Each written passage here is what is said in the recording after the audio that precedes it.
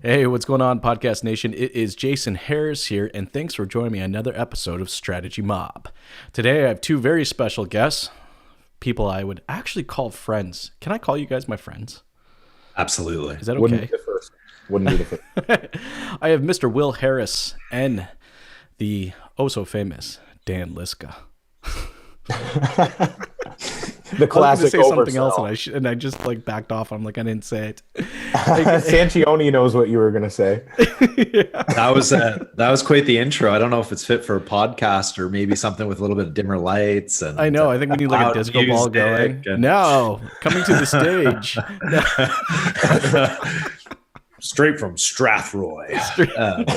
I don't- called Dan, you're not from Vegas if you live there. Strathvig. You're not actually from Strathroy though, right? No, but No. definitely got some of my sales team from Vegas for sure. Gotcha. Some good people out there. Absolutely. Hey Big guys, shout out to we're on a Dark podcast. Neighbors. Just okay, we're on a podcast. Can we bring Stop it down? having fun. Stop having fun. Got it. Hey guys, real quick, everyone out there that's listening, watching right now, and don't know who you two gentlemen are, let's start with a quick origin story of who is Will Harris and Dan Liska. All right, Will, I'm gonna go ahead and start with you. All right, buddy. Yeah, absolutely. Thanks, Jason. Really happy to be on the show with you and Dan, both guys that I really admire in the automotive industry and like and consider friends. So a little bit about myself. I've been in the industry for 6 years. Grew up small town Ontario. Kind of came to the big city, the big smoke for university, and got into this thing called sales and marketing, and it just kind of stuck. So got my start in automotive with Kijiji, and did some time with Hearst Auto. Started the dealer group channel with Kijiji. Was their head of sales for a bit, and now I'm at Rapid RTC, and I'm heading up OEM and national accounts on the biz dev side. So. 6 years of being in the industry, connecting with great folks such as yourself, and really just trying to help dealers, whether that's at the single point retail level or at the dealer group level or at the OEM level. That's what I'm all about, is just trying to help. Thanks, man. Appreciate that. All right, Dan. No worries. You're up, buddy. What is the origin story that is Dan Liska? God, the origin story. You know what? If you wanted to ask about my sales origin story, you'd literally have to go back to probably about grade 3, where I started to download those Pokemon video games onto a floppy disk, and give me $20 and you don't got to buy a Game Boy or anything like that. And I think that was probably the first sale I made. I think the principal ended up calling my parents for that. So that's kind of the origin story, but. No, on a more serious note, I've been doing digital sales for about the past 15 years. Started my first company when I was about 14, building computers. And that was sort of where I fell into the nerdy digital side of things. And then from there, I really fell heavy in love with the sales and marketing once I got into college. And so that's where I was privileged enough to be part of a program called the Ontario Colleges Marketing Competition. Ended up winning a couple sales events there, and just totally fell in love with inside sales. Just for anyone that doesn't know inside sales, it's all the same fundamentals as outside sales, but we're using technology, these webcams, cell phones, all that stuff to get the sales done.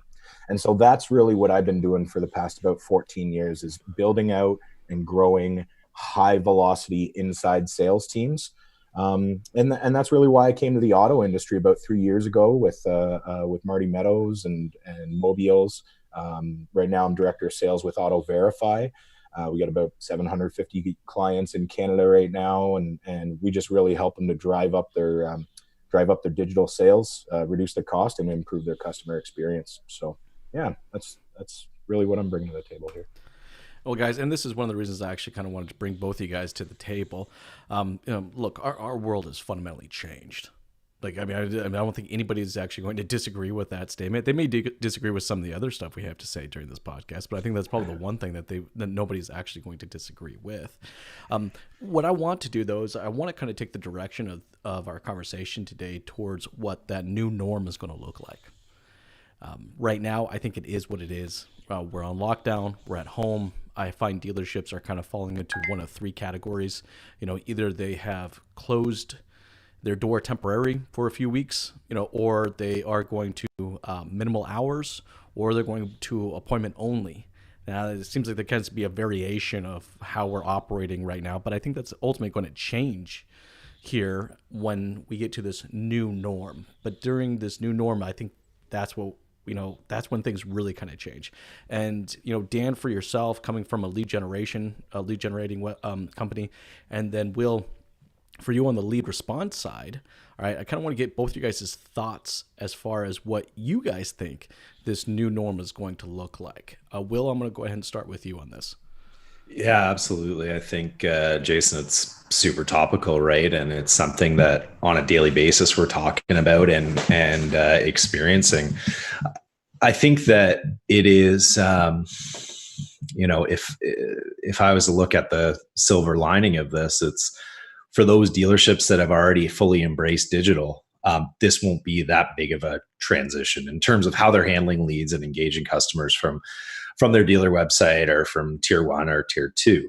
I think that it is going to be a unfortunate and harsh wake up call for a lot of dealers that haven't embraced digital, because this is the way that the industry has been trending, right? People have been wanting to do their research, do their searching, do their talking online, and then very minimally visit the dealership and be able to purchase that vehicle.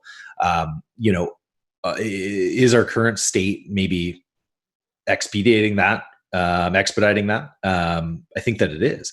And dealers that have already embraced this, and we're talking a process that has been slowly evolving, and for some dealerships and dealer groups it's happening quicker, and OEMs, but this is a process that has been happening for the last, let's call it 10 years, right?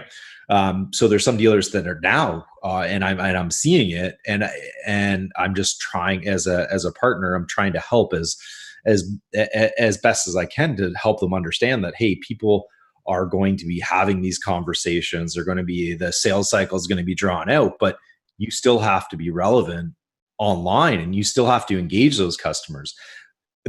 But the new norm isn't really that much different in terms of the online digital aspect as what we should have been doing already, if that makes sense. Of course, it's different. Well, I think that's the kicker, right? Is that it's what we should have already been doing. Bingo. That been doing is kind of the key word, right?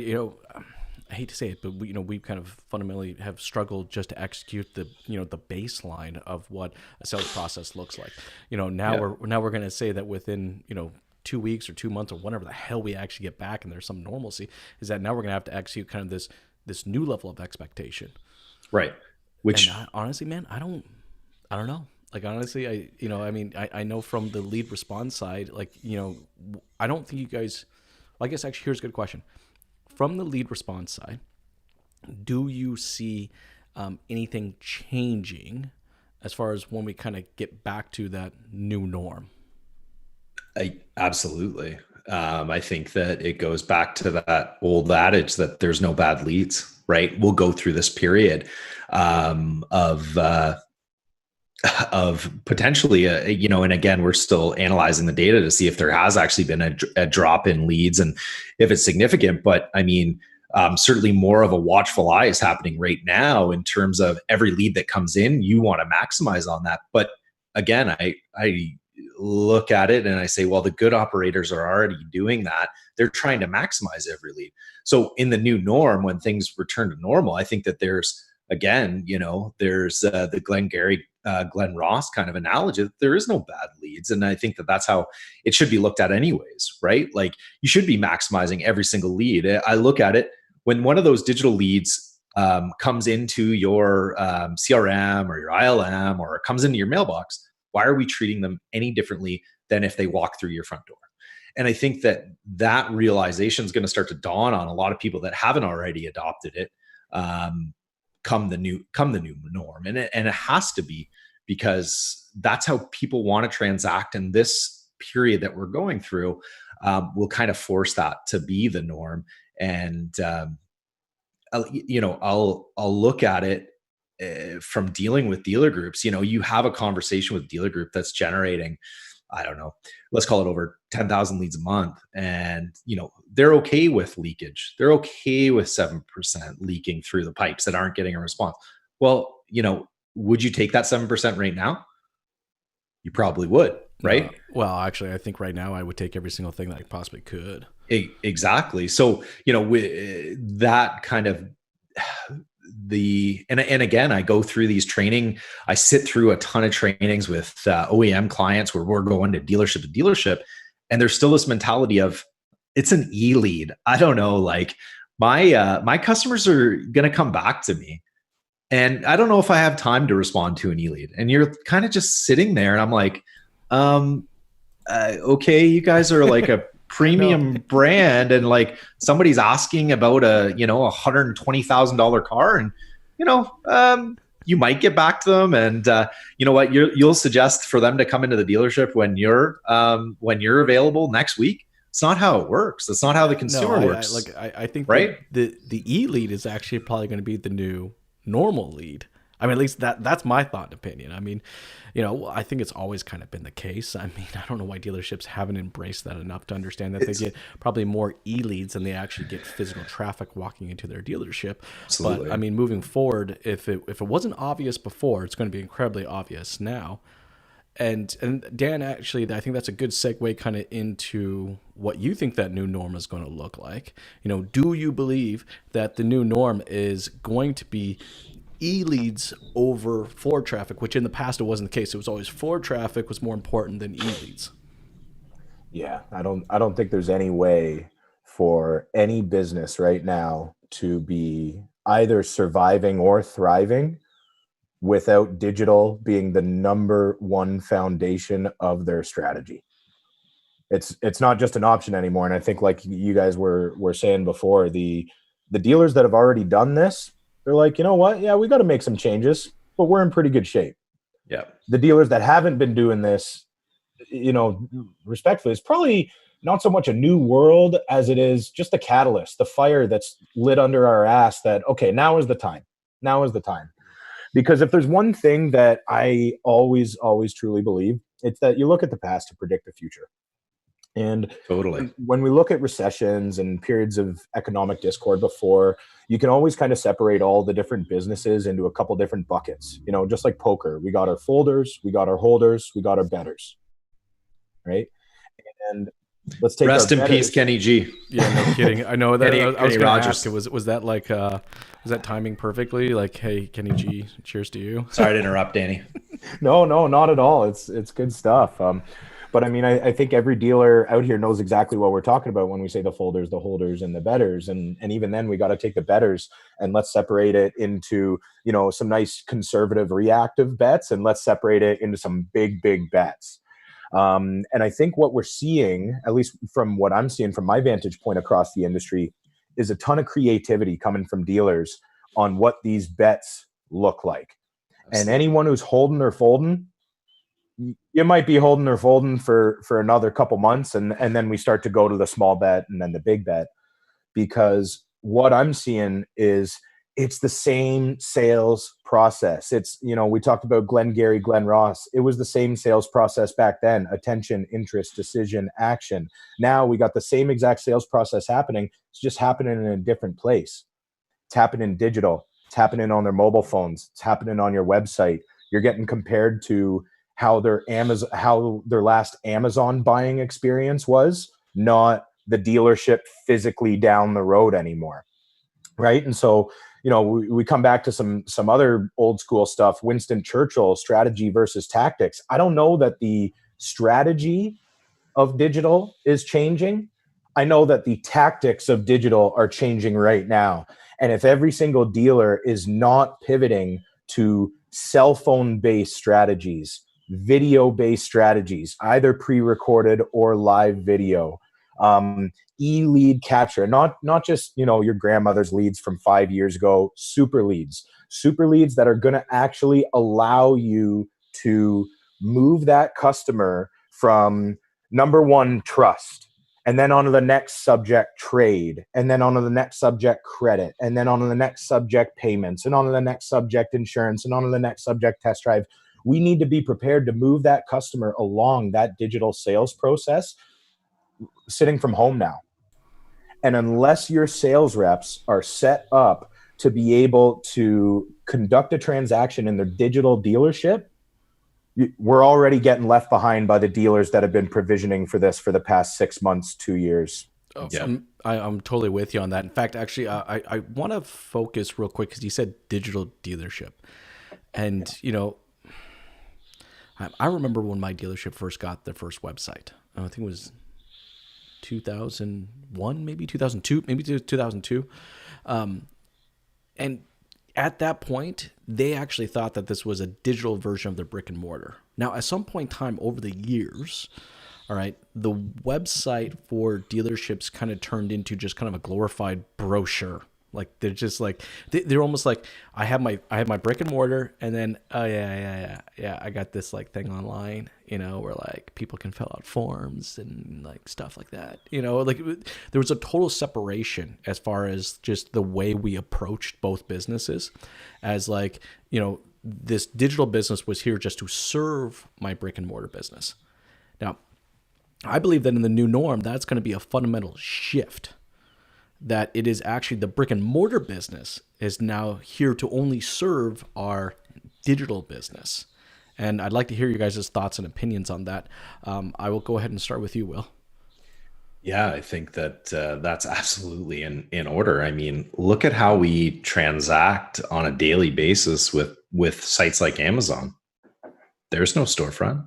Right. We're constantly buying. And I know that I receive my fair share of packages every single day here. Maybe I'm not ordering all of them, but it's certainly that's the expectation of the consumer. Right. The expectation of the consumer is, hey, I'm going to be online. I'm going to do my research for this product. And then I'm going to go to a portal and be able to purchase that and be able to get that into my door the next day. What are the only two industries that you can't really do that today? No, it's a perfect point. I mean, really, automotive, real estate, right? Like that's it. Yeah. And everybody else held on to information, right? Like we've been the gatekeepers. Absolutely. You know, for some reason, like I know over the years, some dealerships have done a better job of, you know, just being more open about the information, you know, when it comes to purchasing a vehicle or leasing a vehicle. But now it's kind of like we can't control it. We can no longer be the gatekeepers of this information, right? We literally need to be the access point. But that's going to be a fundamental shift for a lot of people. And Dan, I want to get your thoughts on this before I go any farther, because I want to get your thoughts on how the digital business is now going to be the primary business, and the brick and mortar is really going to be the one that's going to be serving that digital business. What do you think about that, Dan? Well, I mean, especially as it applies today, I mean, heck, even before the COVID crisis, I don't think anyone would have disagreed with the fact that that's where the puck's going, you know? But like we talked about with the COVID crisis, obviously we got a fire under everyone's ass. And I think that begs the question, everyone's feeling challenged. Everyone's feeling pressure. Everyone's feeling uncertainty. I don't mean to be cheesy about turning the challenge into an opportunity, but there's a reason that we've talked about every challenge being an opportunity. And like we look at upticks in data. One of the first upticks that just about every single website manager is probably able to see right now is they're seeing an uptick in their web traffic, right? And what is that? That's the opportunity. And you look at some other dealers that are really, really getting creative about this out there. You got like, you know, the Cott Auto Group out on the West Coast there. I think you had them on for a podcast the other day. John and his boys are very cool people. Yeah, John, Jordan, Brandon, great guys out there. They got a real good sales team too. And you know what they're doing, like they're just super creative. They do the basics very, very, very well. And they're going with this whole skip the dealer program. It's nicely laid out on their homepage. You can see exactly everything that you would need to do from a home shopper that's kind of under lockdown. And even over here on, you know, kind of the Golden Horseshoe region, maybe a little bit north, but the Drive Muskoka group, like Jason Armstrong stores, Jeff Green, if you know them. Check out their homepages. Right on the front homepage, you got a very clear step-by-step process of how they're going to actually do the essential service on your car. a crystal clear step-by-step process of how their digital dealership is going to serve you. And, those are just two leading edge groups that are truly putting the brick and mortar dealership secondary to their digital dealership. And then the only question becomes, what are my tactics to make the digital delership work? And will they maintain it? Because I think right now they're doing it because they have to. All right. The question is that, when things start to get a little normal, will they continue to do it, or will they go back to this older gatekeeper of the process, enforcing someone to have to interact and engage and purchase and service and buy parts from us the way that we define, not the way the customer wants to do so. You mentioned something that I want to kind of elaborate on a little bit is communication, right? It's like, these dealers that you mentioned are doing an amazing job of communicating, all right, what that process is going to be. Now, Will, this is a question for you. I'm going to kind of tee this up for you. In our lead response, because you guys are using, you work with one of the largest lead response tools in Canada. Is that true? Can I say that? Sure. Yeah, absolutely. It is, right? Is it North America? Can I say North America? I think North America might be a bit of a stretch because we don't have a huge footprint in the U.S. All right, we'll just say the largest lead response in Canada and the UK. Canada, for sure. Okay, so with that said, right, I've worked in rapid response for many, many years, right, and there's a great place for all the templates and the way that I want to standardize my communication efforts to a potential customer, right? Are you going to be reaching out, or is your team going to be reaching out to dealerships, and how to kind of modify those communication efforts to kind of what Dan was talking about, of really defining what that process is going to be when someone comes into the dealership?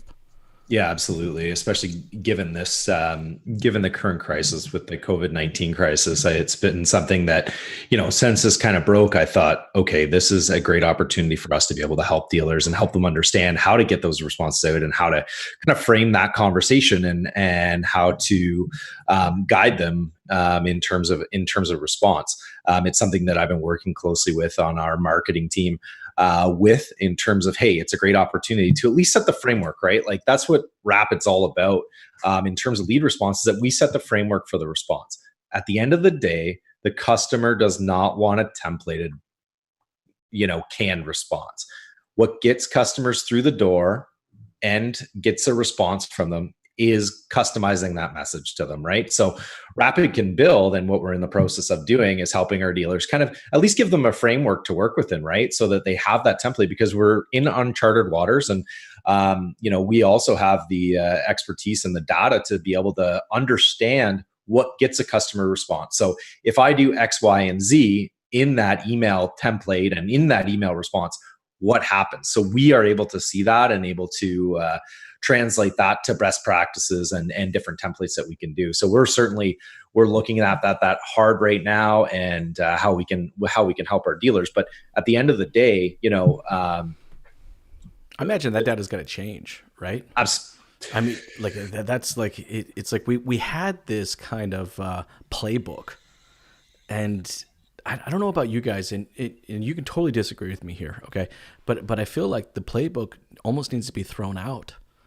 And we have to rewrite probably a good 50 to 60% of the playbook when it comes to the operations of a dealership on the sales side, service side, parts side. What do you, how do you guys feel about that? Is this a modification, or is this like a full on like rewrite? What do you guys think?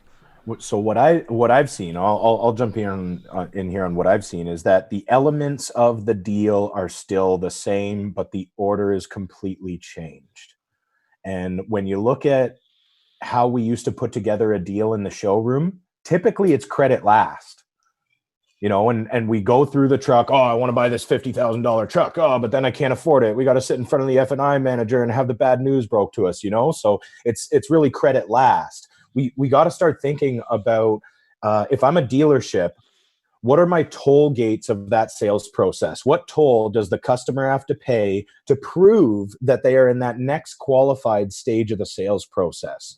And that's where, if there's one very, very small change that I'd be, recommending every digital dealership is making right now, it's credit first, because that's where the deal ends up kind of falling apart. So if you can make sure that that customer is holding that golden ticket to come down to your lot and pick out whatever they want, as long as they're in that approved range, well, everything else becomes secondary: the insurance, the trust, the trade, the payments, the budget, all that fun stuff. So, but that's just my opinion on it. Now, I actually think that's kind of funny because I remember this when I first moved to Canada. I was doing some consulting work for a Ford dealership, right? And I was there on a Saturday. They were super busy, and not enough salespeople to support the customers that were there at the lot, right? And I said, "Hey, look, I'll help out. Let me just entertain some people while the other salespeople are doing their thing, right?" And I grabbed a customer, and they were interested in a Lincoln Navigator. I was like, "Oh, great, that's an awesome truck. Let me show you a little bit about it." And then walked them over to a desk and filled out a credit application. Then I went and handed that credit application to the sales manager and said, "Hey, this customer wants to go on a test drive. Here's your credit application. Can you run that while we're out?" And that sales manager looked at me cross-eyed and goes, "What the hell am I supposed to do with this?" I'm like,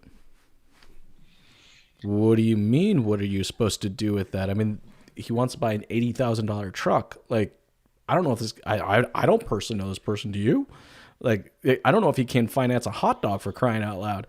And I found that that's kind of a Canadian thing. Like, we've never kind of been kind of a credit first kind of, culture. Is that, again, I'm an American, so, you guys can beat me up on this, but is that true? Is that kind of a Canadian logic?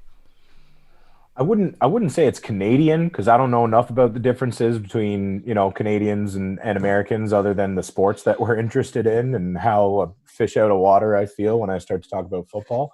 But here's what I do know: consumers are uncertain, and that is where most of their uncertainty comes from, and most of their feelings of embarrassment comes from. That I don't want to sit in front of that good-looking F&I manager and get told I'm too poor. That's just across both countries, though. Yeah, right. And so that's where I don't know that it's geography dictating that behavior. I believe that it's just human psychology and consumer behavior dictating that. Guys, can I throw something out there? 100% you can. Are we overthinking this? Please share. Yeah, what do you think about that? I'm just thinking of, in terms of process and the conversation that we're having, is that aren't we like really just reinforcing the fundamentals of being a good person and a good salesperson, right? Like giving them the information, being transparent, getting back to them in a timely fashion.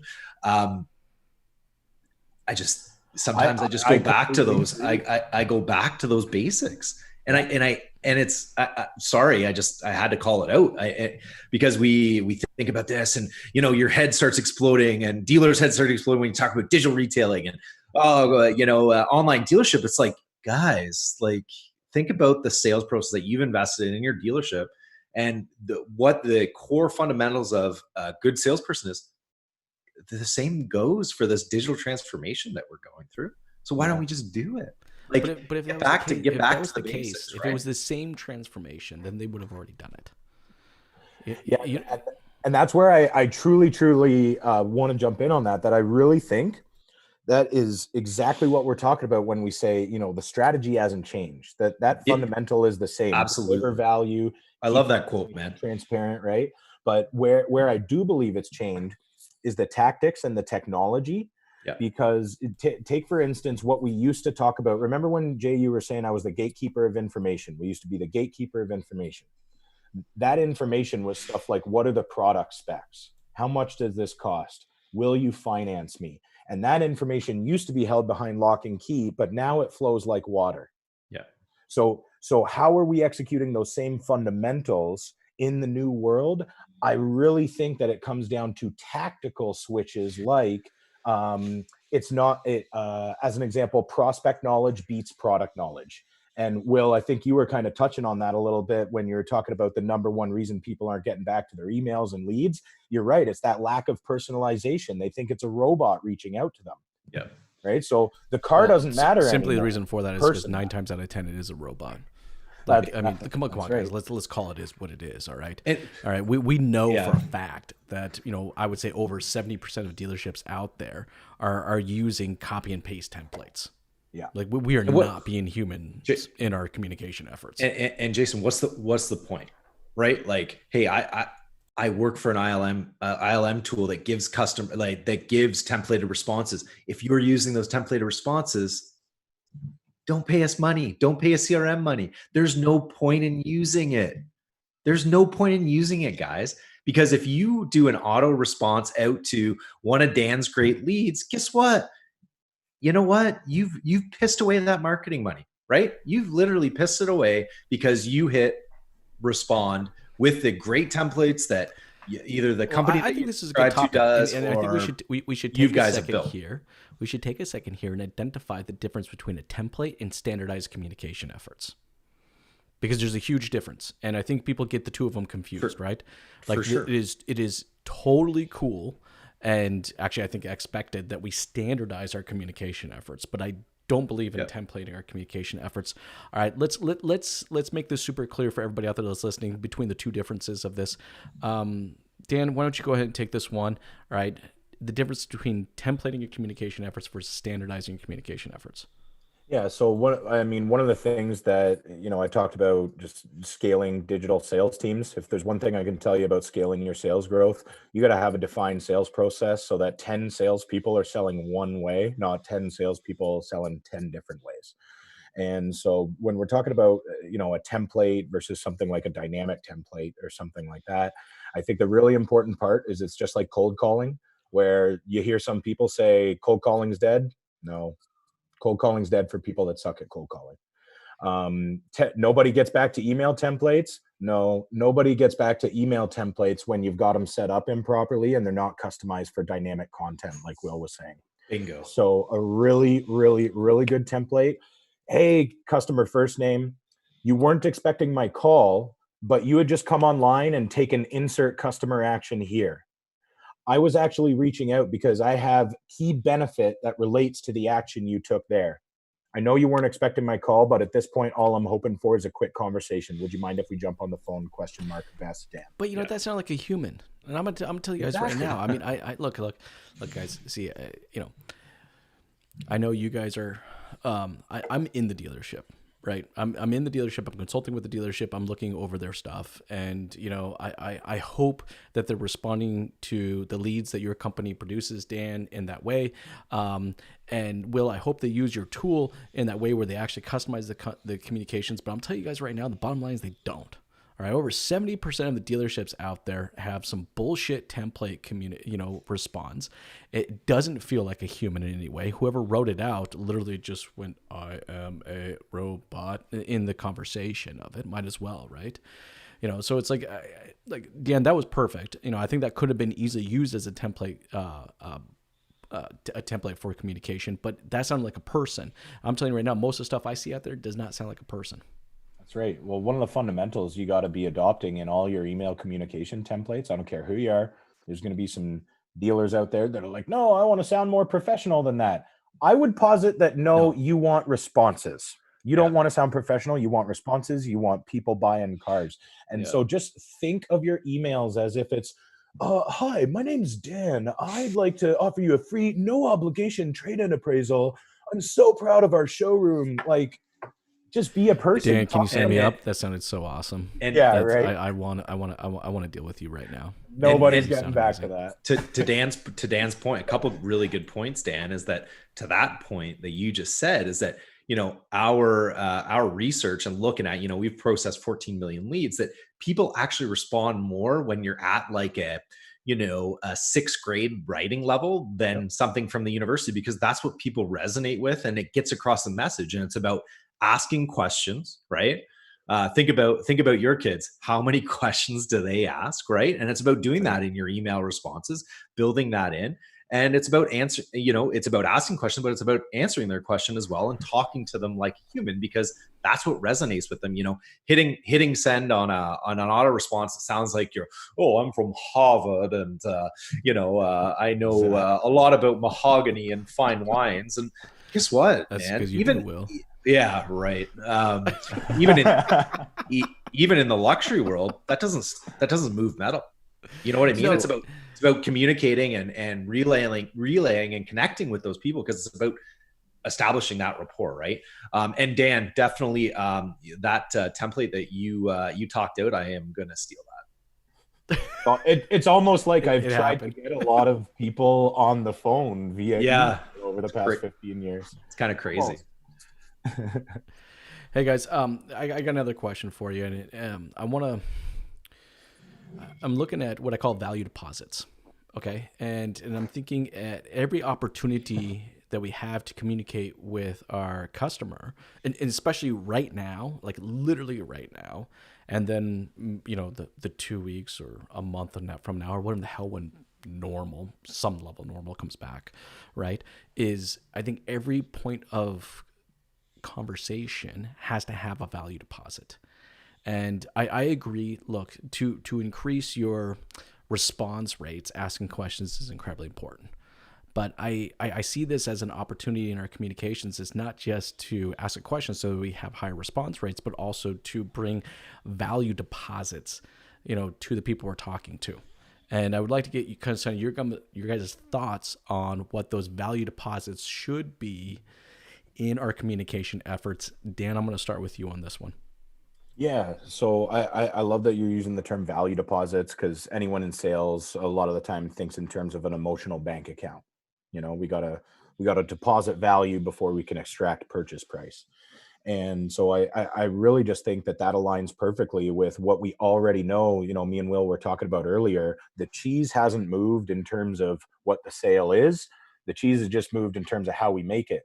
So we can't ask the customer into the showroom right now to appraise their trade. You know what we can do? Solve their uncertainty and tell them a range that it's going to be worth, as long as that's in a lot ready condition.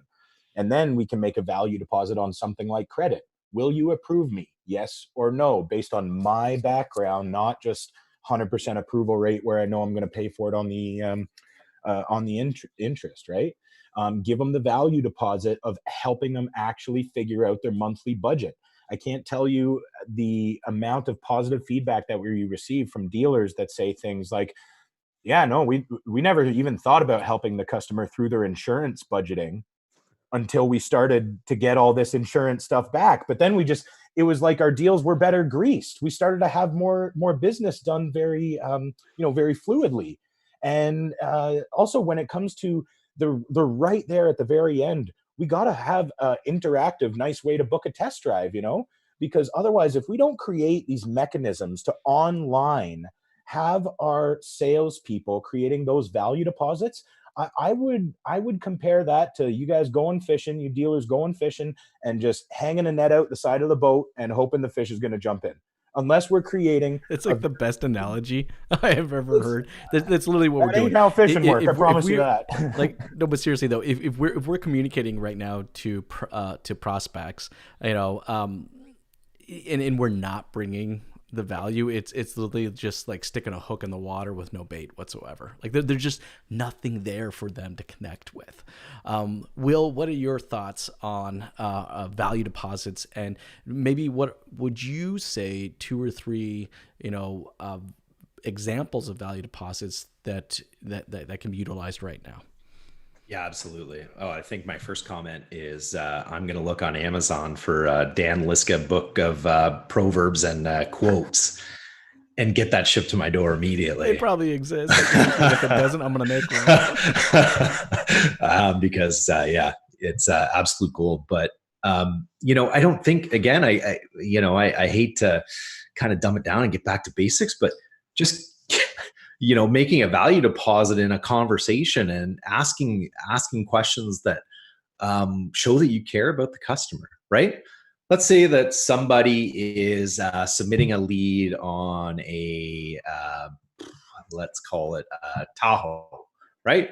Pretty big ticket purchase, right? So instead of talking about towing capacity or what's under the hood, ask the client, hey, why do you need all that space?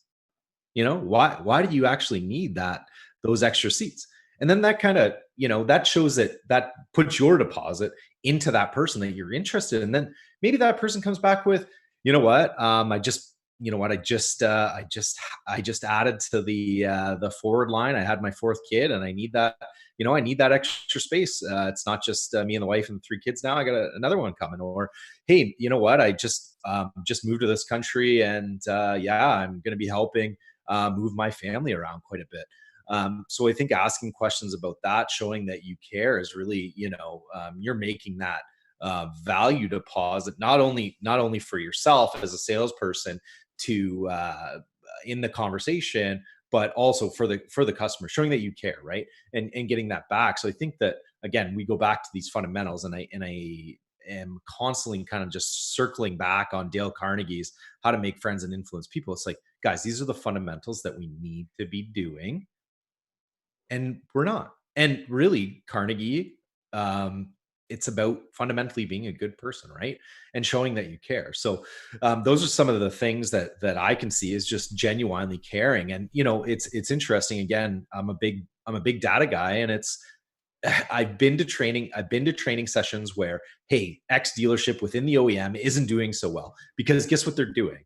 They are having a super quick response time, because they're just hitting, as soon as the lead comes in, they're getting it on their phone, and they're going, okay, it's a trade appraisal. I am going to hit yes on the trade appraisal template and send it out. And they're like, yeah, this tool sucks. We're not getting any responses back from the customers. We were better off before when we were doing it out of our Outlook client, and every single one was different and looked completely ununiformed, and it was sent from my iPhone, and hey, once in a while I might have sent out a picture that came for me on the weekend, but hey, I was getting a higher response. Yeah, you're getting a higher response because you're forced to actually respond to that customer, right? So I've sat in trainings where they're like, yeah, this tool, I don't really get it. We're paying more money for it. We're not really getting the value out of it. And you start to peel back the layers of the onion, and you go, well, I can tell because we've got algorithms that run and really smart AI that does a bunch of stuff that I can't really explain, but we can tell that you're just hitting that auto respond, right? And you start talking to the salesperson and say, hey guys, like, get it. We're all trying to make a living here. We're trying to sell more cars. We're trying to connect with our customers. Guys, what about if you did this, right? Like, you think about this again, I go back to that 7-seater analogy. What if you went at it and asked them why that's important to them? Why they need that extra space, and start asking those questions, and start having an actual conversation. And it's, it doesn't happen all the time, but sometimes you see those light bulbs go off in those training sessions when you're sitting with 20, 30 different. I'm totally with you on this. I actually remember during the recession, when we came back from the recession, it was like this old school kickback to the basics. Like, get back to the basics. Let's do it. To your point, what you said, Will, like, show the customer that you give a shit, right? Yeah. Like, show them you care. That's what it comes down to. In fact, actually, that's a perfect lead way into my next question for you guys both, because I think a lot of dealerships out there are thinking about, what do I communicate? How do I communicate? What should the dealership be communicating right now to show that they care about not only new customers but existing customers as well? Dan, I'm going to give this one up to you first, and then I'll bounce over to you, Will. For sure. Empathy, and then a little bit more empathy would probably be where I'm talking about. No, seriously, there's so many different ways to talk about empathy. I mean, first and foremost, it starts in the trenches. It starts on the front line. So when we're having conversations with our salespeople, we need to understand that all salespeople right now are facing incredible amount of pressure when it comes to both, financial and all that stuff. And so the number one thing that dealers and GMs and sales managers need to be doing as a leader, it is your job to release pressure, not create fear. Release that pressure. Make sure they know, you know what? I understand times are tough. We're going to huddle together like penguins through the Antarctic winter, and we're still going to be hanging out here. But don't you lose a customer over losing an appointment next month, stuff like that. And then it goes the level up into the management office, the F&I office. What can we do with our financial terms to just show on paper that we're being a little bit more empathetic than we were yesterday? We obviously can't give ourselves away. Everyone's understanding it's a tough time for everyone, but it starts with empathy and then transparency. And I think that is really what's going to allow dealers to still conduct business without completely giving away their farm, and we've started to do that with a lot of our clients as well. And I just think that it's not just the auto industry. You look at, say, the Ontario renters and landlords thing. Like, if you're a landlord right now, you got to be calling your renters, showing empathy and being like, hey, what can you pay? because we talked about the hold 'em, fold 'em, and bet. The ones who are holding and folding and bet for landlords, they're just not going to have the rent paid. But by riding out and dealing with that challenge head on with transparency and empathy and inviting that, man, are those people going to be in a lot better position. And the people that have resisted adapting to change are probably going to be, grumbling the way things were. And then we'll say, oh, the times they are changing, and make some dinosaur comments. But, No, Dan, I'm with you on that, man. I think this is a time that we actually get to show that we're humans.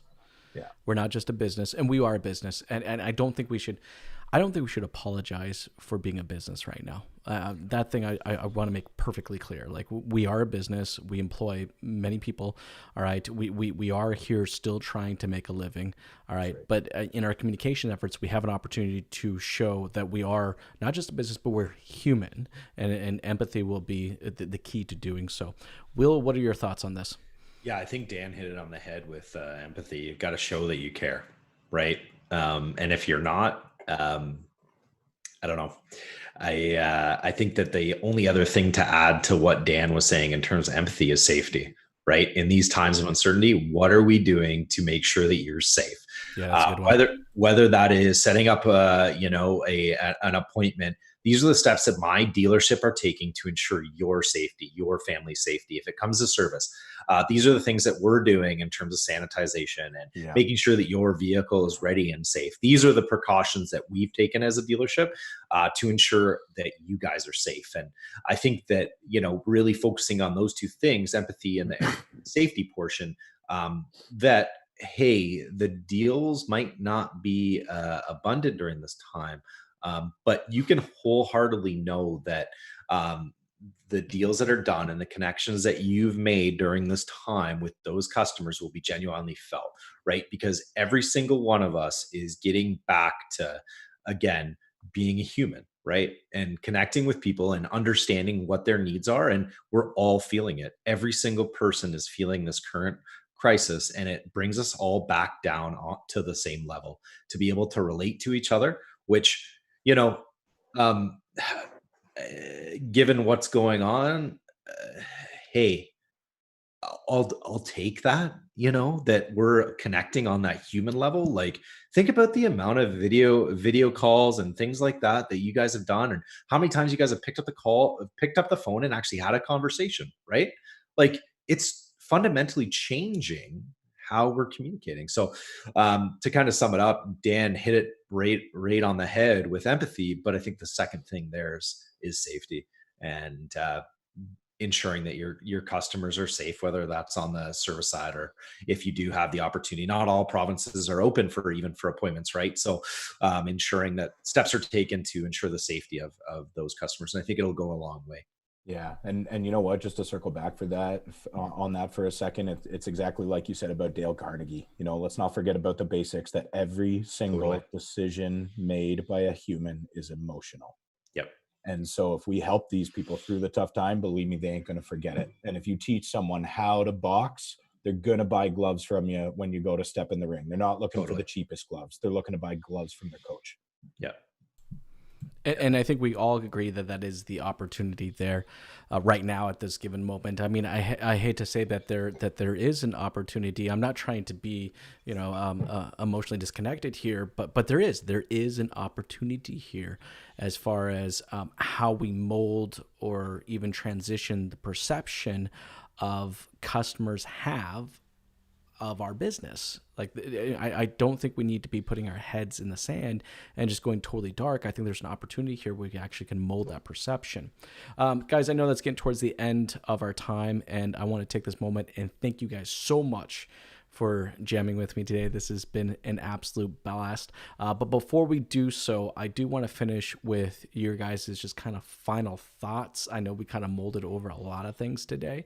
So Dan, I'm going to give you kind of go ahead, your final thoughts. And then if you can finish your final thoughts with just kind of the best way to connect with you and your company so that people have that information as well. Yeah, absolutely. So, I mean, just to sum it up, people are saying unprecedented times. It's not really unprecedented. We had the old polio thing before. We've had recessions before. So are you going to fold? Are you going to hold? Or are you going to bet? Are you going to bet big? A lot of the winning dealers, they're betting big right now. When it comes to how you're dealing with clients, you got to use that empathy. Make sure that you're updating your sales process. It's got to be a defined sales process to be digital, and have that empathy reflected in your messaging. If you're looking for any sort of assistance on that whatsoever, definitely look my company up. We've absolutely taken the lead when it comes to the empathetic approach. We're actually offering, we started offering it to our current clients. Literally, we're waiving their entire software fee for 6 months. Totally free. Totally free, buddy. That's bold, man. That's very cool. Yeah, we started to get so much positive feedback from the current clients on that. We started to decide, all right, we're going to open this up to the entire industry at large, new clients as well. So literally, if you're an auto dealer listening to this right now, www.autoverify.com, just reach out, ask about the dealer support program, get all this good stuff for free for 6 months. Dude, that's absolutely awesome. Huge. Hey, Will, you're up. Final thoughts and just closing remarks and best way to connect with you. For sure. Well, it's been a pleasure, guys. But first and foremost, I think that these things that we are now focusing on is what we should be doing in good times and in bad, right? We should be treating those digital customers as if they're coming into your showroom. You invest so much money into your showroom, and the process in which you greet your customers and that sales process, as well as even like staging your dealership. Think about that. We should be doing the same things online. And this is just going to expedite that whole entire process. Those that don't, you're great people, but could be a harsh new reality for you. And those that are, and I, allude to just groups that I deal with that are doing a lot of these things that we're talking about, and they're doing it well. They are concerned. They're concerned about their people. They're concerned about keeping people employed, but are they concerned about their digital process? No, because they've been doing this for 5 years. And, I think that, I look at the three of us, and if any dealer or dealer group wanted to say, hey, Jason, Dan, Will, man, this whole digital thing is just, I don't know, man. I don't know about it. I'm just so confused. Everybody's throwing a bunch of stuff at me. I went down to NADA and oh my God, I think I signed up for a bunch of crazy stuff in Vegas. I think that it's having open and candid conversations with people in the industry that you can trust and saying, what the hell should I actually be doing and what's important? And I think that having trusted partners is really important in that, and being able to have real conversations and talk them through this situation and help set them up for, hey, we're gonna get through this crisis, but we're also going to set you up for future success. It doesn't have to be hard. And I think that this is the time to show your real value and show true partnership. And that's by being open, honest, and transparent with the information that you're sharing. And I really feel that, hey, guys and girls, we're going to get through this. And we're going to come out the other side stronger and smarter and faster than what we ever were before.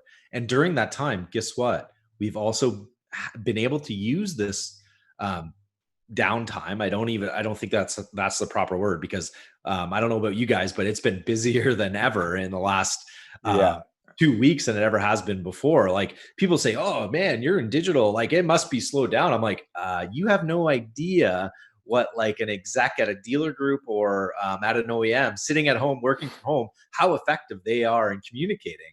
But I think that those relationships and those communications that we have during this time will be priceless. And I really feel that, that human element, we're starting to reconnect. And,